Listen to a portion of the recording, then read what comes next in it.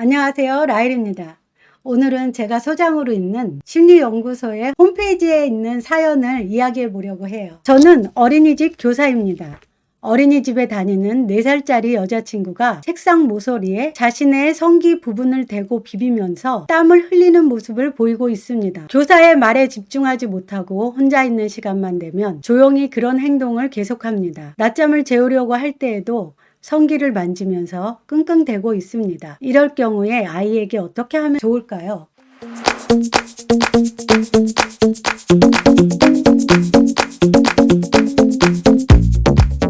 우리 아이가 이런 행동을 하면 굉장히 당황되시죠? 네, 맞아요.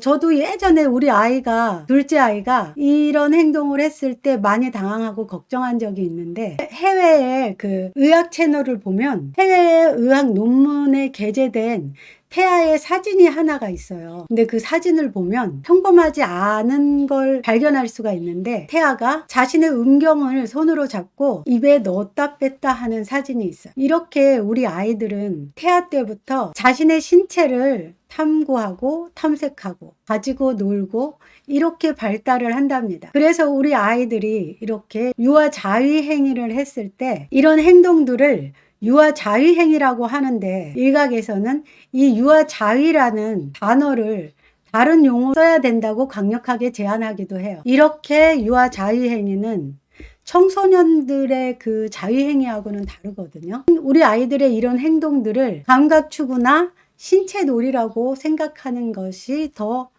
바람직하다고 봅니다. 그렇다 그러면 우리 아이들이 이렇게 집에서나 어린이집에서 이런 자위행위를 할 때 어머니들은 어떻게 반응하면 좋을까요? 가장 중요한 건 당황하지 않으시는 거예요. 부모의 이런 당황하거나 과민한 이런 반응들이 아이로 하여금 수치심이나 아니면 내가 뭔가 크게 잘못했다는 죄의식을 만들기도 해요. 그리고 우리 아이들이 불안할 때나 졸려올, 그리고 심심할 때 이런 행위를 하기도 하니까 우리 아이가 어떤 불안함이 있는지, 아니면 이 아이가 심심한지, 아니면 졸려워서 이런 행위를 하는지를 관찰하시고요.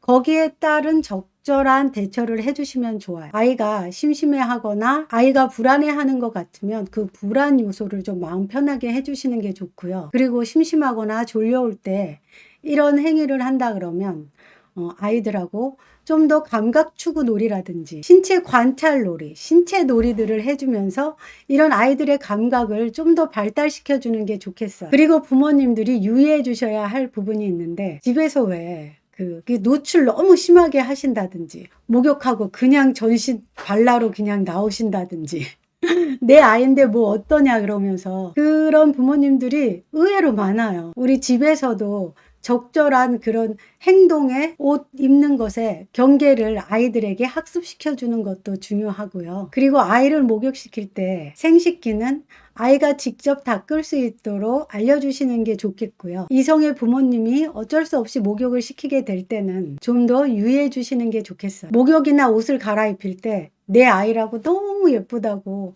생식기를 이렇게 만진다든지, 넘지 말아야 할 그 경계선에 대해서 목욕이나 옷을 갈아입힐 때 내 아이가 너무 이쁘다고 생식기를 만지면서 우쭈쭈 한다든지, 이쁜 거는 너무 예쁘죠.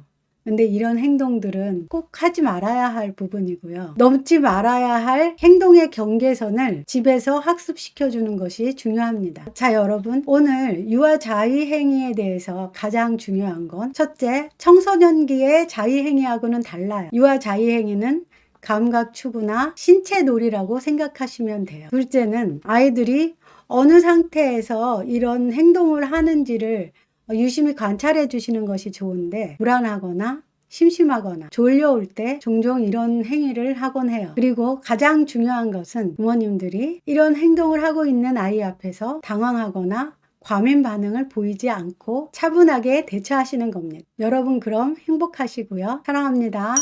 저희 채널이 성장할 수 있도록 도움 주세요. 구독과 좋아요는 사랑입니다.